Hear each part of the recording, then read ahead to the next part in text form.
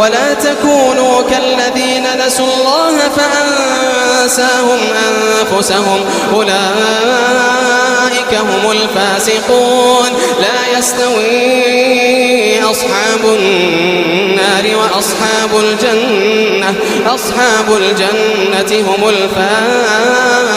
الفائزون. لو أنزلنا هذا القرآن على جبل لرأيته خاشعا متصدعا من خشية الله. لو أنزلنا هذا القرآن على جبل لرأيته